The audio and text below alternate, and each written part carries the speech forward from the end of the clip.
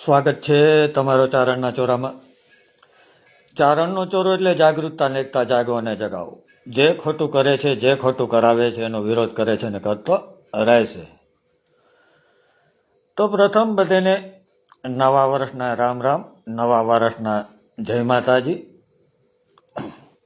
આપણે વાત શરૂ કરવાની છે. એ વાત છે દરેક સમાજની સુરક્ષા બાબતે, કે આપણી સુરક્ષા અને વ્યવસ્થા કયા લોકોના હાથમાં છે. આ બધું તમને ખબર જ છે ને. પણ આપણે વાત ચાલુ કરીએ એ પહેલાં થોડાક લોકો જોડાઈ જાય, પછી વિસ્તારથી આપણે વાત મૂકીએ. અને વાત એવી મૂકીએ કે જે બધાને આમ તો ખબર જ છે, પણ તે છતાં એક આરીસો આપણે દેખાડવો છે. શું છે, અમુક લોકો જે દરેક સમાજને નુકસાની અપાવે છે, અમુક અધિકારીઓ, આપણે એ બાબતે વાત કરવી છે. અને આજે નવા વર્ષનો પહેલો દિવસ છે અને ઘમાસાન, આજે એટલું ઘમાસાન ગુજરાતમાં આપણે એવું કહી શકીએ કે થઈ રહ્યું છે કે થોડા દિવસે કંઈક ને કંઈક ઊભું જ હોય. તેનું કારણ ફક્ત ને ફક્ત એક જ છે કે આપણી કાયદો વ્યવસ્થા. અત્યારે આપણે જાહેરમાં એવું કહી શકીએ કે કાયદો વ્યવસ્થા નબળી છે.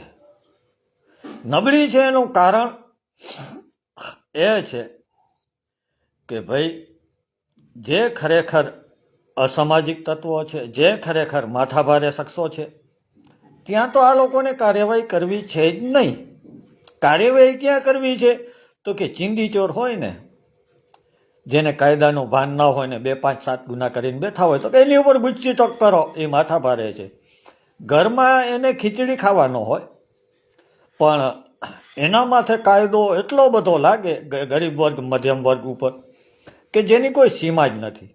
જેને કાયદો કેમ એના માટે જ બનાવવામાં આવ્યો હોય. આ સિસ્ટમ ચાલે છે ને, તમે જોઈ રહ્યા છો ને. હા, તમે જોવો જ છો ને. પૂનમબેન ઉપર હજી ક્યાં ગુનો દાખલ કરે? પૂનમબેનની ગેંગ ઉપર ક્યાં હજી ગુનો દાખલ કરે છે? હું રાડું દઈને થાયકો, લેખિતમાં દીધું, કોર્ટે ગયો છું. આ કેટલું, આ તમે જુઓ તો ખરા. આપણે ગુનો દાખલ કરાવવો હોય, પુરાવા રજૂ કરવા છતાં તો હરિયું કાઢવી પડે અને વાં ભટકવું પડે અને આપણે દબાવવાના પ્રયત્ન કરવામાં આવે. આ હકીકત છે. કેમ ભાઈ? એ તમારા માનાક માસીના થાય છે. આ સિસ્ટમ છે અહીં. એટલે આપણે આ સિસ્ટમ ઉપર છે ને સવાલ ઊભા કરીએ છીએ ને કરતા રહેશી. હવે તમે મિત્રો, હું તમને એક વાત કહું. મને અહીં અમારા દેવભૂમિ દ્વારકા જિલ્લાના એસપી સાહેબ કહેતા હતા, એટલે હું આજે તમારી સમક્ષ હું થોડું ઘણું ખુલાસો એ બાબતનું પણ કરીશ કે ભાઈ, તમને કોઈને એવું લાગે છે, આમ પબ્લિકને, આમ જનતાને, કે મારાથી પોલીસ ડરતી હોય એવું તમને લાગે છે? આ હું નથી કહેતો. મારાથી પોલીસ ડરતી હોય એવું તમને કોઈને, આમ પબ્લિકને, આમ જનતાને લાગે છે કે નહીં? તમે આમાં કોમેન્ટમાં તો શું છે, તમે નહીં લખી શકો, કેમ કે તમે આમાં કોમેન્ટ લખશો તો ફલાણા વ્યક્તિના, ઢીકડા વ્યક્તિના ફોન કોકને કરાવશે કે ભાઈ આને તો કયો, આને તો આ કોણ છે, આ શું છે, આ તે છે. એટલે તમને પણ કદાચ ડરાવે, ધમકાવે, અથવા તો સામાજિક ઇમોશનલ બ્લેકમેલ કરે, સંબંધમાં શરમાવે, આવું બધું ઊભું થશે. એટલે હું તમને પહેલેથી નહીં કહું કે કોમેન્ટમાં તમે કાંઈ વાંધો નહીં લખે ને કાંઈ વાંધો નહીં, પણ તમે તમારા મનમાં વિચારજો કે મારાથી પોલીસ ડરે છે. આ એસપી સાહેબે મને કીધું છે, હું નથી કહેતો. અમારા દેવભૂમિ દ્વારકા જિલ્લાના એસપી સાહેબ એવું કહેતા હતા કે ભાઈ, તારાથી પોલીસ અમુક જ ડરે, અમારા જેવા અધિકારી તારાથી બિલકુલ ન ડરે. તો સાહેબ હું કોઈને ડરાવવા જાઉં છું? તમે જોયું કઈ દી? હું ક્યાંય કોઈ વ્યક્તિને ડરાવવા આજ દિવસ સુધી ગયો છું? તમે એવું ક્યાંય જોયું છે તમારી પાસે એવો એક પણ દાખલો મને બતાવો. આ અમારા એસપી સાહેબ કહેતા હતા, હું નથી કહેતો. અને હું કોઈને ડરાવવા માંગતો નથી ભાઈ. શું કામીને મારાથી કોઈ બીએ? મારે કોઈને બીવડાવાય નથી. મારાથી અને આમ પબ્લિકથી આમ જનતાથી એ બીવા જોઈએ કે જેને ખોટું કરવું હોય, અને એને તો બીક લાગશે જ, અને એને ડરવું જ જોઈએ. પછી નાનો અધિકારી હોય તો એ ભલે, મોટો અધિકારી હોય તો એ ભલે, એ તો વાત ફાઇનલ છે. તો આમાં તમને મિત્રો કોઈને એવું નથી લાગતું ને? પણ આ અમારા એસપી સાહેબને એવું લાગે છે. એટલે હું તમને આ બધી તમારી સમક્ષ ચોખવટથી વાત મૂકી દઉં. હવે મુદ્દા ઉપર આવીએ આપણે કે ભાઈ તમને બધાને ખબર છે 2-2.5 મહિના થયા હું ફરિયાદ માટે પ્રયત્ન કરું છું. ફરિયાદ આજ દિવસ સુધી લેવામાં આવી નથી.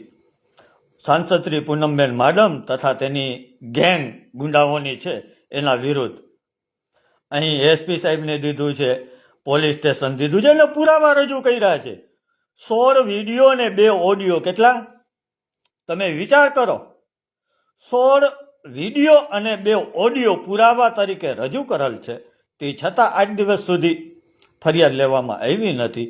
આજે હું આઈજી ઓફિસે ફોન કરું છું કે સાહેબ તમારીની અમે ફરિયાદ મોકલી છે, શું થયું? તો કે અમે તપાસ કરાવીને તમને કહી છીએ. આજે આઈજી સાહેબની અમે ફોન કર્યો હતો તો કે તપાસ કરાવીને તમને કહી છીએ. કાંઈ વાંધો નહીં, તપાસ કરાવીને કયો. અમારે તો સાહેબ શું કરે, આ કરગરવું જ જોશે ને તમારી સમજ. તમારા હાથમાં જે કાયદાની કમાન છે, તમારા હાથમાં આમ પબ્લિકની આમ જનતાની જે સુરક્ષા છે, એ આ કુદરતે, હું તો કુદરતને દોષ આપી કે કુદરતે બહુ મોટી ભૂલ કરી છે. કુદરતે વિચારવું જોઈએ કે સમાજની સુરક્ષા અને સમાજની વ્યવસ્થા કોના હાથમાં હોવી જોઈએ. આમાં આ વ્યક્તિઓને તો શું દોષ દઈ? આ બધા તમે બધા ઓળખો છો આ બધાને. આમાં મારે આ બધાનો ઝાઝો ખુલાસો કરવાની જરૂર નથી. અને અત્યારે બીજું ઘમાસાન તમે જોઈ રહ્યા છો કે ફરિયાદી ખુદ લખાવે કે ભાઈ આવી રીતે છે, મારી સાથે આવું બનાવ બન્યું ને તેની પાછળ આ વ્યક્તિઓ છે. તો પોલીસ એમ કે ઈ નહીં, ઈ ખોટી છે, ઈ ફરિયાદ તારી ખોટી છે. તો કઈ ફરિયાદ સાચી? તો પોલીસ કે આમાં બુટલેગરો નો હાથ છે, આ બુટલેગરોએ કર્યું છે. બુટલેગરો તમારા જ બધાના માણસો છે, એમાં ક્યાં શંકાનો સ્થાન છે? અને એ વાતનું હું તમને ફરી અગાઉ પણ મેં આ તમને બધાને કીધું છે ને, ફરી વાર હું તમને કહું કે તમે એમ માની જ લ્યો કે ગુજરાતના 95% બુટલેગર પોલીસના જ માણસો છે, પોલીસના જ માણસો છે. હવે આ મેન હું નથી કહેતો, જે વ્યક્તિએ મને કીધું હતું એ વ્યક્તિ અત્યારે રામચરણ પામ્યા છે. આપણે એવું કહીએ કે ભાઈ સ્વર્ગવાસ પામી ચૂક્યા છે.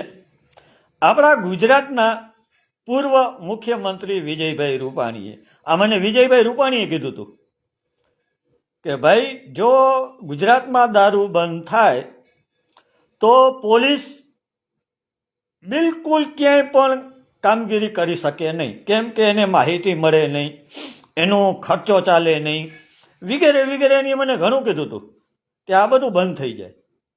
એટલે તો મિત્રો તમે વિચાર કરો કે એ લોકોની બધું બંધ ન થાય એના માટે સમાજમાં ભલે પ્રદૂષણ ફેલાય, સમાજનું ભલે યુવાધન બરબાદ થાય, સમાજની માતા બહેનો ભલે એના લીધે પીડાય, ભલે બાળકો પીડાય, ભલે આ દારૂના કારણે ઘણી માતાઓ, દીકરીઓ, બહેનો વિધવા થાય, ભલે એનાને કોઈ આ કાયદા વ્યવસ્થાને ફેર નથી પડતો, પણ આ લોકોને ફેર ન્યા પડે છે કે ભાઈ એ લોકોનું બંધ ન થવું જોઈએ, એ લોકોનો રાબેતા મુજબ બધું ચાલવું જોઈએ. આ જ હકીકત છે. આ હકીકત બધી એક બીજી આજની હકીકત હું તમને દર્શાવું. મેં એક આજે અધિકારીને ફોન કર્યો પુરવઠા વિભાગમાં કે સાહેબ તમારી અંદરમાં આ પેટ્રોલ પંપનું ને બાયોડીઝલનું ને અન્ય ડીઝલ કોઈ પણ હોય તો આ બધું તમારામાં આવે છે? આ બધેનો લાયસન્સ કે પરમિશન કે તમારા દ્વારા આપવામાં આવે છે? એટલું પૂછ્યા ભેગું ફટ બેકીને કાપી નાખ્યું, ફોન જ કાપી નાખ્યો. કાંઈ વાંધો નહીં, ફોન કાપી નાખ્યો. ફોન કાપી નાખ્યો તો આપણે એના કંઈ વાંધો નથી. પણ મારે આજે પૂછવું હતું એ કે ભાઈ અમારા જામખંભાળિયામાં મને એવા સૂત્રો પાસેથી મળતી માહિતી મુજબ સમાચાર થયા કે ભાઈ જામખંભાળિયામાં તથા દેવભૂમિ દ્વારકા જિલ્લામાં 5 જગ્યાએ અથવા 5થી વધારે જગ્યાએ અમુક અધિકારીઓ દ્વારા આવું કોઈ બાયોડીઝલ કે વગેરે કોઈ ડીઝલ વેચાણ માટેની છૂટ કદાચ આપવામાં આવી છે. એ બાબતે આપણે તપાસ કરીએ છીએ. કેમ કે આમાં કંઈક નિયમ હશે ને ભાઈ. જે પણ આપણે કાયદો છે ને બધે માટે, તો આમાં કંઈક નિયમ હશે ને. તો આ નિયમ પ્રમાણે બધી છૂટ આપવામાં આવી છે કે નિયમને નેવે મૂકીને? અને જો નિયમને નેવે મૂકીને છૂટ આપવામાં આવી છે તો ચોક્કસથી બંધ થશે અને બંધ કરવું જ પડશે. પછી એની માથે ગમે તે અધિકારીનો ભલે હાથ હોય, અધિકારીનો હાથ ગમે એવડા મોટાનો હોય અને એ અધિકારી માથે ગમે એવડા રાજકીય આગેવાનનો હાથ હોય, એનાથી આપણે 1% ફેર નથી પડતો અને નહીં પડે. આ લોકો શું આપણી સેવાના નામ ઉપર આવી રીતે બધું મન ફાવે તેમ આપણા જિલ્લામાં છૂટ આપી દેશે? અને ફોટા પડાવવામાં તો મસ્ત, એટલે એમાં લખી નાખવાથી આ કંઈ ફેર નથી પડતો. બાકી તમે એના સામું જો સાચું બોલો તો તમને ડરાવવા ધમકાવવામાં, ખોટા કેસ કરવામાં આવે. આ જે નીતિ છે, આ નીતિ નથી, આ કૂટનીતિ છે. તો હું એવું માનું છું ને તમે પણ એવું બધા માનતા જ હશો કે આવા અધિકારીઓ જો હોય આપણા સમાજની સુરક્ષા અને વ્યવસ્થા માટે, તો આમાં સમાજની સુરક્ષા અને વ્યવસ્થા કેવી રીતે થઈ શકે અને કેવી રીતે થઈ રહી છે તમે જોઈ રહ્યા છો. ગુંડાઓ બેફામ છે, બુટલેગરો બેફામ છે, ભ્રષ્ટાચાર બેફામ છે. અને વાતું તો કે મોટી મોટી, આ વાતું બધી ખોટી છે. આ મોટી વાતું છે ને એ બધી ખોટી છે. તો આ ખોટી વાતો બધી બંધ થાય અને સાચું ચિત્ર, સાચું દ્રશ્ય જે પણ છે તે બધાને દેખાય. આપણે ખાલી આ ધૂળ હટાડીએ છીએ આ રીસા ઉપર કે તમે જુઓ આ શું હકીકત શું છે. આપણે અહીં સુરક્ષિત છીએ તો કેવી રીતે છીએ? આપણી સુરક્ષા કેવા અધિકારીઓના હાથમાં છે? આપણે ફરિયાદ લખાવા જાય અને ફરિયાદ લેવામાં ના આવે અને આપણા વિરુદ્ધ ખોટા, બિલકુલ ખોટા ગુના દાખલ કરવામાં આવે, એ પણ રાજકીય પ્રેશરના લીધે, તો આ ગુલામ આપણે બનાવી રહ્યા છે આ લોકો. કેમ કે પોતે કોકના ગુલામ બનીને કામ કરે છે એટલે આપણે ગુલામ બનાવવાનો પ્રયત્ન કરે છે. તો આપણે ગુલામ નથી થવાનો, આપણે આઝાદ છીએ, આઝાદ રહીશું. જરા પણ બિલકુલ ડરતા નહીં. આ ડરાવશે, ધમકાવશે, ઘણા પ્રયત્ન આ કરશે, પણ ડરવાનું બિલકુલ નથી. લડવાનું છે, લડવાનું છે ને લડવાનું છે. અને આવા ભ્રષ્ટાચાર અધિકારીઓ અને ભ્રષ્ટાચારી જેટલા પણ અધિકારી છે ને એ બધાને ઊભી પૂછડીએ ભગાડવા જ છે. પછી શું છે? ભગાડવા જ છે, એમાં કોઈ શંકાનું સ્થાન જ નથી. પછી આ લોકોની માથે ગમે એવડા ભલે મોટા રાજકીય આગેવાનનો હાથ હોય, અને આ એ બધાને ખબર છે કે જ્યારે માથે પડે ત્યારે કોઈ આડું આવતું નથી. અને કોણ અધિકારી કોના લીધે ક્યાંથી ક્યાં આવ્યો છે અને શું કરવા આવ્યા છે મને બધી ખબર છે. પણ હું સમયની રાહ જોઉં છું. સમય આવવા દો. સમય પહેલા કાંઈ પણ થતું નથી.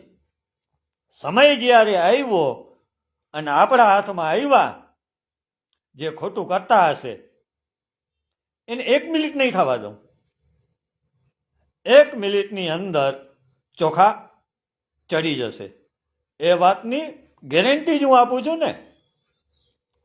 આમાં આપણે કોઈની ચા પીવી નથી ને ચા કોઈને પાવી નથી. અને આપણે સંબંધ તો બિલકુલ નથી જોતા. સંબંધ રાખવા માટે કોઈ પણ કામ કરાય નહીં, અને સંબંધ રાખવા માટે નોકરી પણ કરાય નહીં. આપણું જે કર્તવ્ય કર્મ છે, આપણું જે ધર્મ છે, એમાં સંબંધ ક્યાં આડો આવવો જ ન જોઈએ. અને સંબંધવાળા બધા સાઈડમાં જો. કોઈને કામ નથી આવતું. તમે બધા યાદ રાખજો, સમાજના આગેવાન હોય, સમાજનો અધિકારી હોય કે સમાજનો રાજકીય હોય, તમે જ્યારે પણ તમને જરૂર પડશે તમે ત્યાં જાજો, પછી તમને ખબર પડશે કે કોણ તમને આડું આવે છે, કોઈ નહીં આવે. બાકી એ લોકો ક્યારે આવશે ખબર? કે પોતાને એમાં ફાયદો થતો હશે, પોતાને એમાં કંઈક પણ નફો હશે તો જ તમારી મદદ કરવા આવશે. આ જ સત્ય છે. આ કડવું છે પણ સાચું છે. તો આ બધું તમારે ચોક્કસથી મગજમાં ઉતારવું જોઈએ. અત્યારની પરિસ્થિતિ તમે જોતા હશો કે અત્યારે ભાવનગરનો જ દાખલો દઉં, ધમાલ અત્યારે મચી રહી છે કે ફરિયાદી 3 ફેરે નિવેદન આપે છે. એ એના મોઢે એવું કહે છે. કેટલી ફેરે? 3 ફેરે ફરિયાદી એમ કહે છે કે 3 ફેરે નિવેદન આપે છે. એનું શું કારણ? કેમ પોલીસને નિવેદન મગજમાં નહોતું બેસતું ફરિયાદીનું? ફરિયાદી જે લખાવે એ પોલીસના મગજમાં નહોતું બેસતું? કે પોલીસના મગજમાં જે બેસતું હતું એ પ્રમાણે થતું નહોતું? એટલે અને આ જ હકીકત છે કે તમે જ્યારે પણ ગમે એટલા તમે સાચા હો અને રાજકીય વગ ધરાવતા સામે વ્યક્તિઓ હોય તો પોલીસ બિલકુલ લાચાર, અતિશય લાચાર. અને આપણે આમ તો કહેવત છે ને કે આપણા કાયદાના હાથ લાંબા હોય છે. આ બિલકુલ આ કહેવત ખોટી છે હો ભાઈ. આ કહેવત ઉપર ભરોસો કરતા જ નહીં. કાયદાના હાથ લાંબા છે જ નહીં. કાયદાના હાથ ક્યાંય પણ મને એવું નથી લાગતું કે લાંબા હોય. તો પહોંચી જવા જોઈએ ને ગમે તેવડો મોટો વ્યક્તિ હોય ત્યાં સુધી હાથેના. કેમ નથી પહોંચતા?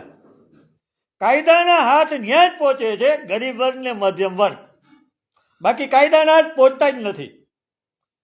કાયદો આ બધું જોતું હોય, તમાશો ખબર હોય કે ભાઈ આ ફરિયાદી સાચો છે, બધા પુરાવા રજૂ કર્યા હોય, તે છતાં એવા આરોપીઓને જે રાજકીય આગેવાનોથી લગતા વ્યક્તિઓ હોય એને બચાવે. મોટી પૈસાદાર પાર્ટી હોય તો એને બચાવે. તો પછી આ એક દેશ ને એક કાનૂન ક્યાં છે આમાં? હા, તમે જોવ છો ને, આ તમારી નજર સામેનું જ ચિત્ર છે. આમાં જો તે છતાં તમે જોઈને પણ અંતરા થતા હો તો આમાં દરેક સમાજના વ્યક્તિનો હું કહું છું કે આ ભૂલ છે તમારા બધેની ભાઈ. આવા લોકોથી ડરો નહીં, લડો. આ બધા મારી માટે તમે બધા જોઈ જ રહ્યા છો કેટલું આ પોલીસ તથા ગુંડાઓ તથા રાજકીય આગેવાનો દ્વારા કરવામાં આવ્યું. તમે જોયું ને આ બધું લાઈવ.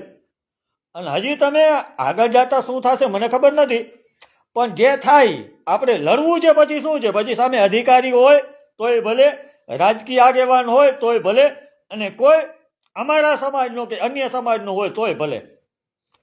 ખોટી રીતે જો મારી સામે આવશે તો હું એને બક્ષવામાં છું જ નહીં, અને નહીં જ બક્ષું. એ ફાઇનલ છે. આ સિસ્ટમથી નારાજ અત્યારે દરેક સમાજના લોકો થઈ રહ્યા છે. એનું કારણ ફક્ત ને ફક્ત આપણો કાયદો વ્યવસ્થા અત્યારે જે પ્રમાણે ચાલવો જોઈએ તે પ્રમાણે ચાલતો નથી. અત્યારે તમે જોયું કે કાલે આપણે 31 કાલે બધા બહુ અતિશય ગુજરાતભરમાં પોલીસ રસ્તા ઉપર ચેકિંગ ઉપર ઉતરી ગઈ હતી અને દરેક જગ્યાએ ચેકિંગ કરતા હતા.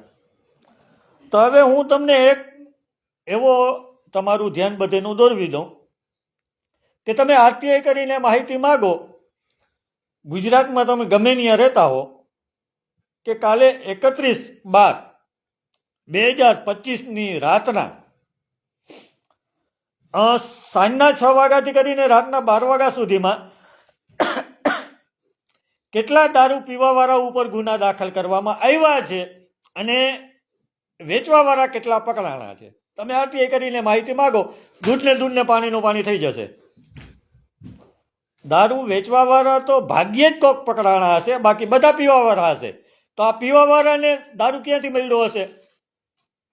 વેચવાવાળા પાસેથી ને. તો પોલીસ સ્ટેશન એ લોકોએ નામ તો બધાને આપ્યા જ હશે કે ભાઈ અહીંથી પીધો, વાંથી પીધો, ફલાણેથી પીધો, ઢીકડેથી પીધું.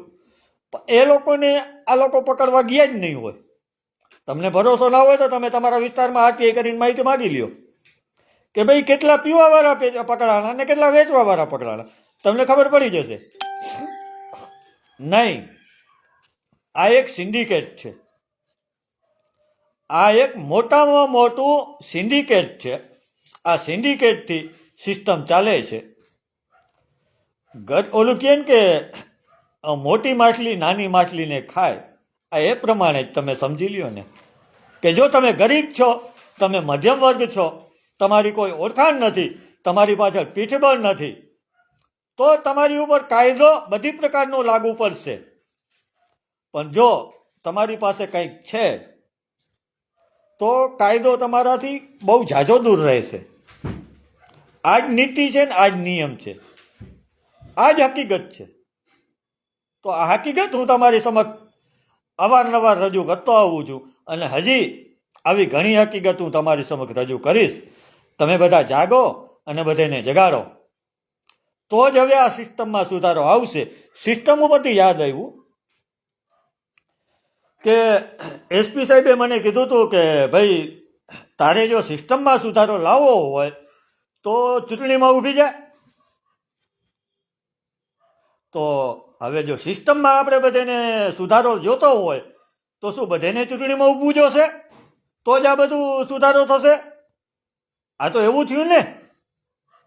તો એનો અર્થ એ ને કે આ બધું સિસ્ટમ બધી એક જ છે, પહેલેથી કરીને છેલ્લે સુધી બધા મિલ બાટ કે ખાએંગે, એવું થયું ને.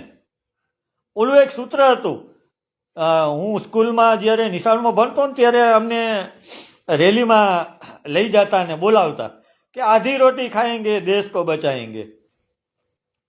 આ સૂત્ર મને લાગે છે કે આ સૂત્ર બહુ અત્યારે ખોટો સાબિત થઈ રહ્યો છે કે હવે પેટ ભરીને ખાએંગે અને દેશ કો લૂંટેંગે. અત્યારે આ દેશને લૂંટી રહ્યા છે અને આ દેશને લૂંટવામાં નાના અધિકારીથી કરી મોટા અધિકારી, નાનો રાજકીય, મોટો રાજકીય અને સમાજના આગેવાનો, આ બધેનો હાથ છે. તો આમ પબ્લિકને, આમ જનતા તો ખાલી પોતાનું જીવન ગુજારે છે, જીવન ચલાવે છે. એ બધાને આમાં ખબર નથી કે શું થઈ રહ્યું છે. કેમ કે એ લોકોએ કોઈ દી આમાં ભેજું માર્યું જ નથી. પણ જો આ બધેમાં તમે ભેજું મારો અને ઊંડાણપૂર્વક તપાસ કરો તો તમને ચોક્કસથી ખબર પડશે કે આપણો દેશ લૂંટાઈ રહ્યો છે, આપણો દેશ બરબાદ થઈ રહ્યો છે. એનું કારણ ફક્ત ને ફક્ત સિસ્ટમમાં બેઠેલા લોકો, અમુક રાજકીય આગેવાનો અને અમુક સમાજના આગેવાનો જ છે. આ જ વધારે પૂરતો આપણા દેશને નુકસાની આપી રહ્યા છે. તો આટલું કહી અને હું ફરી બધાને નવા વર્ષના રામ રામને જય માતાજી કહીશ અને આપણું નોંધ જે દેવરાવવાની છે એ ફરી નોંધ દેવરાવીશ કે મને તથા મારા પરિવારને કાંઈ પણ થશે તો એની સંપૂર્ણપણે જવાબદારી સાંસદ શ્રી પૂનમબેન માડમ તથા તેના ગુંડા તત્વોની છે, હશે અને રહેશે. તો બધાને ચારણના ચોરાના જય માતાજી. ખૂબ ખૂબ આભાર, ધન્યવાદ.